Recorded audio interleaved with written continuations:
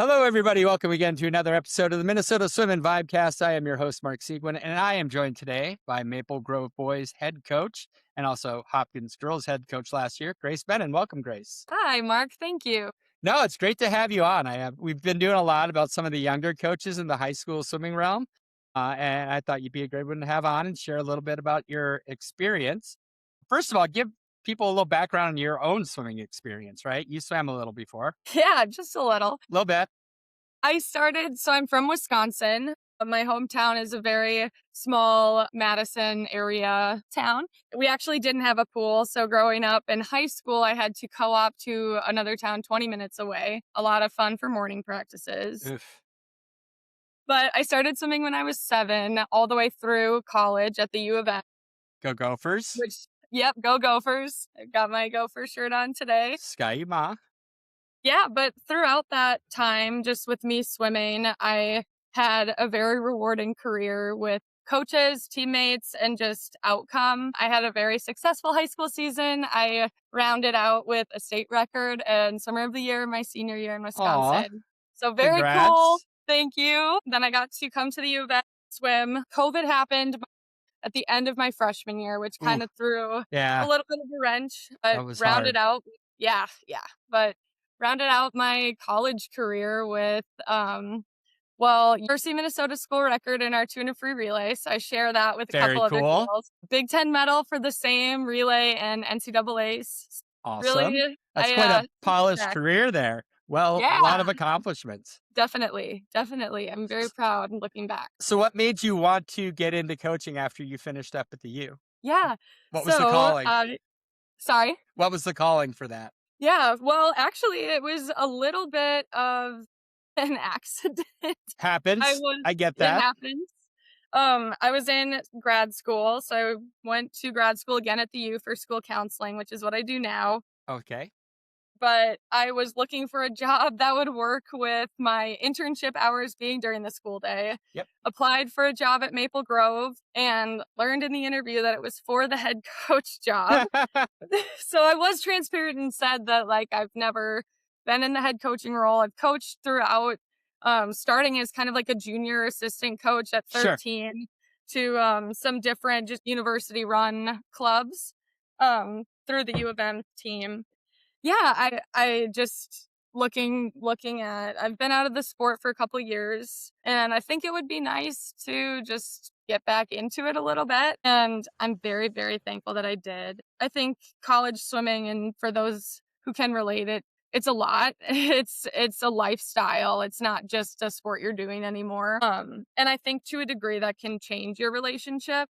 It And can. so seeing these kids in the high school environment, it just reminded me of why I started, why we do this to begin with. And it's the fun, the friends, the love of the game, like all that. Yeah, that's awesome. I think that's so true. And something to really hit on is, especially at the D1 level, but at any college swimming, it's a commitment and it's a big part of your life. And there's some nasty breakups at the end of it, or even during it, when you're going through that and it's a little more than you bargained for. There's some where you're kind of, I don't want to say happy that it's done with, but you're okay that it's done with. And you forget about back at the high school level where you're just a bunch of kids having fun together, right? Sure, the swimming's important, but they're having a lot of fun. Oh, yeah. What was one of the biggest challenges in your first year that you faced, do you think? I think in my first year, the biggest challenges that I faced to do with just myself as a young professional was just like that belief in my self efficacy that I know I do have some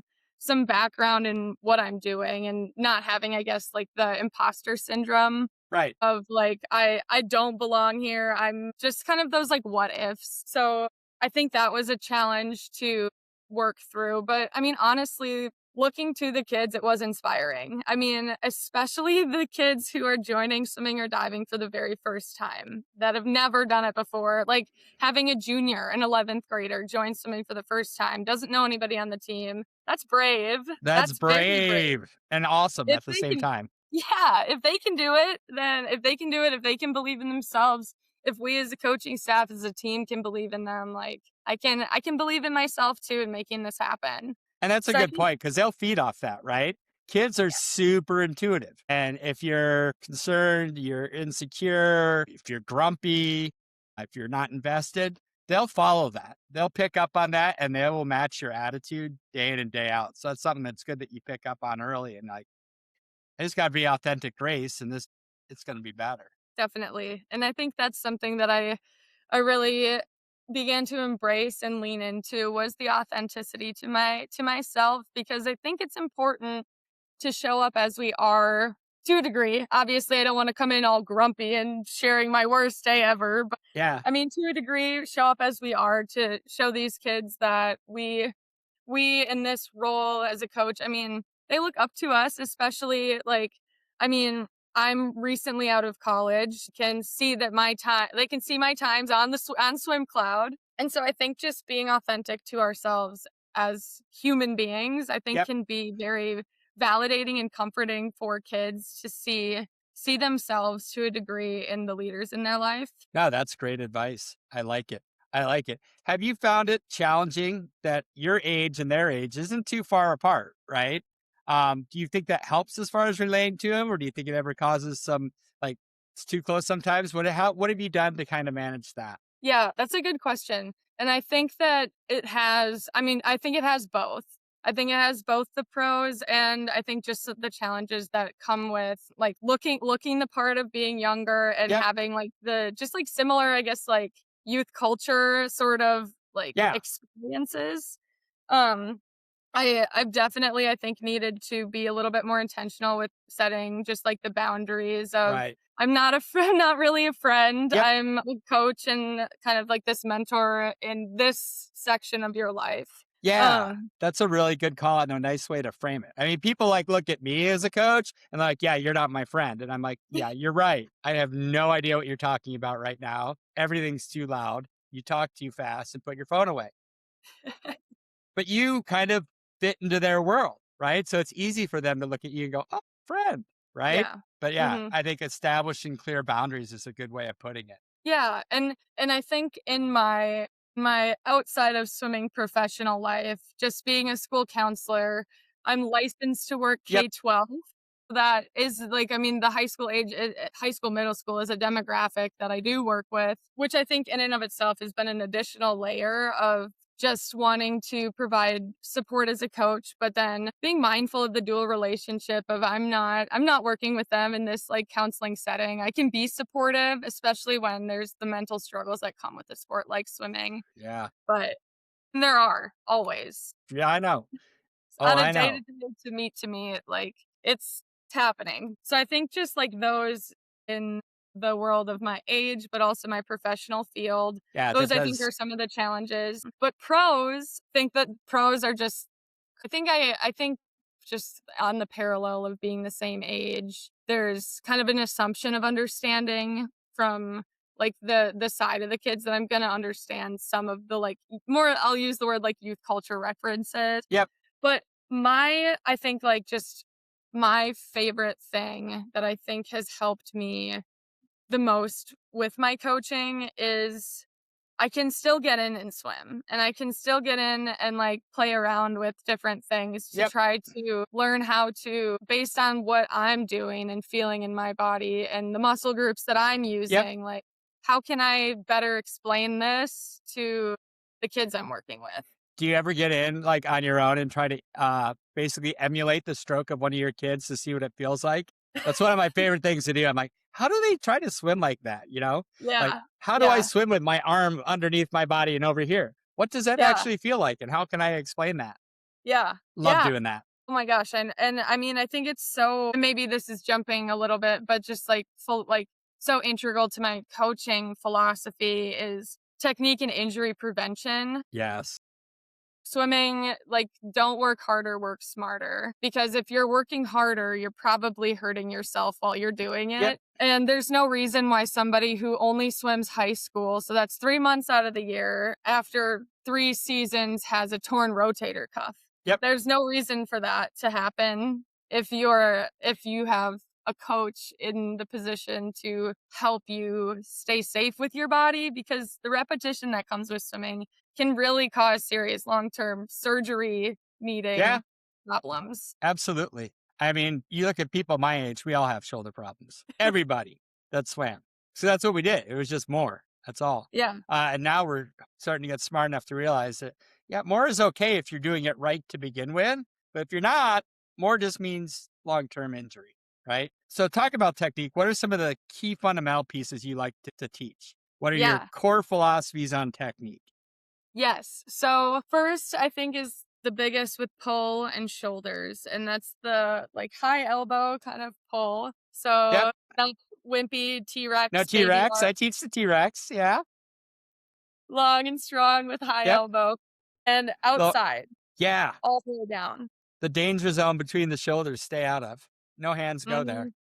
Because even just like doing this motion on land, it hurt. Like it's I just uncomfortable. tore my rotator cuff watching that. Yeah, I'm done. seriously. Yeah. Yeah. So that cross body connection for balance. I Um, love it. yeah, you need I to am be a able to. connectivity fiend. Yeah, yeah. I think that just with swimming, try to. I haven't found a better way to describe it to Oh, I'm them. going to like this one. I have a feeling. Go for it. Let's hear it. But in the world of just swimming smarter, not harder, and Yep. cross body connection to keep your line, I've tried to explain it to them like you use the force, follow the flow of the water, like let it carry Yes. you, let it work for It you. shouldn't be that Because hard. yeah, I mean, I wasn't the biggest or the strongest on my high school team or growing up. At a club meet, I was always swimming against people bigger than me and stronger than me. But the difference was is I just knew how to use the force for myself because everybody's body types are different. Yep. You need to learn how it works for you. Well, and I think teaching kids that swimming is more about swimming with your torso than your arms and legs, right? Like that's where it all kind of comes from. Yeah, you move Mhm. your arms and legs around, but the rotation, the connectivity through the torso is really what gives you that balance and efficiency, right? Yes. Yeah. And to carry the forward motion, I think too, just the often tell kids like even if they're still like at the like enough of a balance, but they're maybe pulling a little too shallow or Yep. whatever it may be, teaching the balance Yeah, beam almost of your chest and your hips and the exactly. pressing your chest and all that beautiful things to get yourself lined up. That's my favorite thing to do at the beginning is draw like a little stick figure, one of like sunk hips, Yep. the other on the surface. Keep I it up know all those steep. well. I know those well. Guy, I just had a thought. Stroke count. You big on stroke count? That is something that I think I just in my swimming background, being a sprint freestyler, core sprint, 50 Yep. sprint. That's my So you're fun fact. Our 200 free relay that got the school record for Minnesota, we all went 21s. So very nice. sprint, very Very sprint. sprinty. And then breaststroke. So breaststroke, I think, has a lot of value in practicing with stroke count. Oh, I I do think absolutely. that, yeah, yeah. And I think that just figuring out feel, efficiency, and power Yep.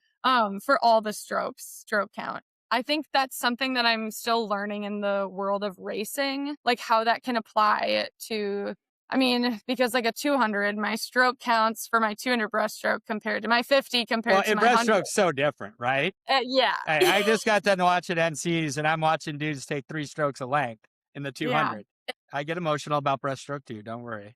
For practices, especially with newer swimmers, distance per stroke is something I really like to Yeah. practice. I think doing both the fun, like as few strokes as possible, because they're not swimming real. They're not Yeah. swimming the real Or they strokes. dolphin kick extra far and they're like, I only took 4 strokes. And you're like, yeah, it still sucks. Yeah. Yeah. So I think like letting them be silly with the Yep. exaggerated, but then also like, okay, distance per stroke, but swimming normally. Like Yeah. clarifying that I've found is needed sometimes. When I see a kid bigger than me, taller than me, stronger than me, and they're 20 strokes of length freestyle, you're like, God, why is that so hard for you? Right? Yeah. And a lot of time it goes back to that connectivity and balance. They're just swinging their arms around and mashing their feet, and they're not actually swimming. Yeah. Right? Yeah. Totally. Because And I think I'm like still 14, and it ain't a fast 14, but I'm 14 strokes of length pretty consistently. there you go. Yeah. Yeah. So I think yeah, I think that efficiency is so tied into the swimming smarter not harder and yeah, building and using your own momentum or the force, like following the force. if you got the force, you got to use it, right? Yeah. Yeah. And I think like as they and this is maybe more common for club swimmers at the bigger meets, but there are, I mean, at very big meets, there are going to be those touch pads that are all the way up. You can't grab the wall. You got to use the force. Cook all, cook all. Yeah. Yeah, cook hall. Do not miss that. We had to swim in there as a full team after some glass broke on deck. So like Yeah. 50 college kids in cook hall was not. Yeah, we used to call that the state meet back in the day. That's where the state meet was up till 1990. Oh my god. Yeah, for high school, that's where it was. I Um, can't even imagine that. yeah, it was pretty. Most people spent the time in the back pool, right? You just come out to swim and then you go back in there. But yeah, that's definitely a high wall experience. Yes. No grabbing the wall on the two hand turns on that one. Yes. Yes. What are some of your highlights from this year? Your favorite memories from year one? From year 1, from you think I think a combination of the relationships built between families, coaches, and swimmers. Coaches like in and I mean like coaches I directly worked with, but just coaches in the whole like community. Yeah, There's a lot of amazing people in this community, and yeah, I've learned that it's very, very small. It's it very small. is. Yeah, yeah. So I think my first year that, and also just an overall just rediscovery of my love of the sport and my love Yeah, of how I can how I can use my experience of not only just being a swimmer, but my experience being on teams to influence uh culture that brings about experiences for with the goal of everybody feeling that sense of belonging. sure, Because energy, I think, core to what I believe, and I share this with my kids all the time, but energy is so contagious at swim meets and it at is. just practices. It's so contagious. Like I think this year one of the highlights was our very first meet. A lot of our kids had club meets in the weeks before. So they either had tapered for those or were coming off their taper or were just, this is their first meet back from not swimming since last year. So many of them dropped like absurd amount of time. And so after that meet, just in like a reflecting to the team, I told them like, guys, we've only been together for 2, 3 weeks. Like this is not because of your coaches. Like this is not because of the Yeah, practices. This is because of you guys, like hyping each other up, recycling the energy between you all. Like this was you. There's no reason for this absurd time drop to be happening 3 weeks in without you guys making yep, it happen between each other. Like that's so true. it's beautiful. That is a great story. What are some of the Yeah. things you're looking to work on in your second year of coaching? What are some Yeah, things you yeah, like look back at? God, I could be better at that because we all have them. Like I have them yeah, every year, and I've got lists of them. I yeah, could coach till I'm 150, and I wouldn't run out of things to learn. yeah, yeah. No, really, and that's I think the like beauty of it is the taking away what you could do better, and I think also just I personally get a little kick of excitement for the ideas of how it could be better Yeah, and how it could be improved. So I think, well, so Hopkins girls, that was, I mean, I accepted that position 5 days before the girls' season oh, started. wow. Yes, All right, yes. deep breath. Yeah, yeah, I know, even just thinking back, I mean, and the situation with Hopkins was it was difficult. I mean, 5 days before the season and they didn't have a head coach in place. Yeah, The booster kind of board was it looked very different than what I had experienced with Maple Grove. That was a very like I'd say like more established entity where it didn't really sure. matter who the coach was, they were going to be there. But with Hopkins, the board, it was so yeah, it was a lot of just kind of like, okay, who can help me? Like I learned apparel hadn't been done, Yeah, photos, like all of it, and it's starting in 5 days. So with that one, I'm very, very excited to have a bit more preparing time. Just looking between this year with Hopkins as my first year and then last year with Maple Grove as my first year. I think looking back, I wished I could have given those girls more of a prepared, I guess, experience. yep. So I'm very excited just to, I guess, give more. I don't know Yeah. if that's like a good way to phrase it. Well, you're not going to be playing catch up for the first half of the season, right? You're going to be able to give them the full Grace Benin experience from prepared coach to in season coach, the postseason coach, not trying to do preseason coach and in season coach at the same time. right? That's Yeah. a really good call out. I mean, those are two very different kind of modes for a coach to be in. Um, like I want day one when I walk on the deck to have everything set up so we don't have to worry about preseason stuff, right? When you talk about the gear, the photos, the team dinners, I want all that taken care of Yes. so we can focus on just being a team, right? Yeah.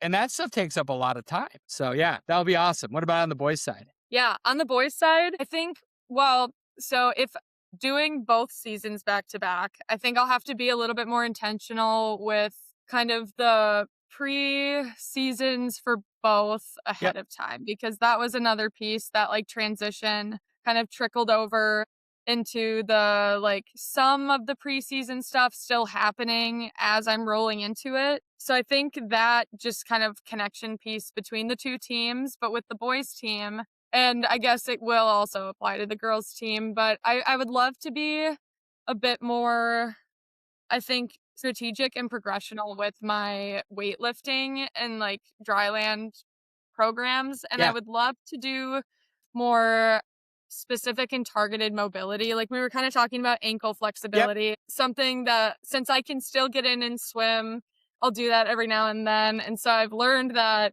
in my ripe old age of 24, my upper So back is old. not as mobile as it used to be when I was swimming. And Yeah, I'm it not makes there me yet. I'm basically the same athlete I was when I was 18. I don't know what you're talking about. so yeah, I think just different like out of the pool. Like, Yeah. how can they be supporting themselves all around? Yep. Give them the opportunities and options to take what they want out of it and help their swimming. Right. And I just think, I personally just note self moment of promotion, doing simple things like W's, Y's, and T's. Yeah. As basic as those exercises are, if you can do those every other day or every day for just 10 minutes, the odds of you having shoulder injuries and better posture, it's amazing. It's like you look Yeah. at the value proposition of that. We talked about value proposition earlier before the call. That's an amazing one. Like these are exercises old man Mark can do. You Yeah. as young person do them, it's going to help you exponentially. Oh, definitely. Well, and those exercises in particular, I think like the ones, the eyes wise tees and the Yep. other ones just kind of surrounding the like back and shoulder Yeah. like Cause like proper. all of us ended up like Quasimodo, right? We're all like, "Ooh." Yeah, I Yeah, know. exactly. As I'm sitting here, Whenever I visit home, my mom will always come up behind me and go, "Ah." I know. And you're like, "Oh my god, those muscles don't work." Yeah, yeah. But I think those exercises are so great then when the kids are able to learn what activating those muscles feels like outside of the pool, Yeah. it's a lot easier to say like, "Oh, when you're making this technique change, use those eyes wise tease Yep. muscles." And they already know. They already have that connection built in their brains. Oh, this is what that feels like. And they're little baby muscles too. So it's not things when you go lift that you think about, right? People think about the delts and they think about the pecs and they think about the traps. And those are all the big muscles that kind of pull everything up and forward. They don't think about that whole set of spinocerebellar muscles that Yeah. one, hold these things into place because your labrum starts to get stretched out. And Yeah. two, keeps these things back so you don't compress your spine. And it's simple stuff. That's awesome focus for kids these days. I'm glad that you're gonna look at Yeah. implementing, and Yeah. Well, you're spot on the transition from girls to boys. Boys get ripped off when you coach both, right? Like you spend all summer working on the girls, and then when you should be working on the boys, you're kind of in like section mode and state yeah. mode, and you don't want to take any attention away from that. Then you get this week off where you're like, all right, I'm really gonna dig in, but you're like, I just kind of need a week away from swimming. Yeah. So yeah, that is hard. It Or is hard. banquet prep. Or banquet prep. I have my Yeah. I'm way captains too do all sentimental. that stuff, so I don't do it. I'm way But too sentimental and I may do too much, I think, a little bit. yeah, I'm like, give me a time and a place, I'll be there. All right, last question for you, then we'll let you be free. Um, what advice do you have for people kind of your age and coming out of college that might be considering coaching, thinking about it, not sure if it's worth it? What's your thoughts on that? What would you share based on what you know? Based on what I know, I think that I would say take the time you need if you need it to just like miss it. Take the time to miss it a little bit. Take the time to reset, but don't wait too long because you have such a unique access to knowledge and to experience that's super relevant for the kids that are in these positions today. And I think the culture around sports and around swimming has is in the process of shifting and has changed a lot from, Yeah. I mean, just the coaches I've had in college and before. And I think that we as younger people can model for these kids the things that maybe we didn't get. And when I say that, I mean like, I really make an intentional effort to model more of, like, just positive growth mindset, speak and language, and, Yep. like, model, like, what positive self-talk could sound like, Yeah. because I think a lot of us can agree that, when you're swimming, I mean, as of where I am in my life, I've swam still longer than I haven't competitively. And so when you're swimming every day for 14 years, almost 2 hours a day, that's a lot of time in your head to speak to yourself. A Yeah. lot of time. And you're And doing something wrong every time you swim. You've never done anything perfect, right?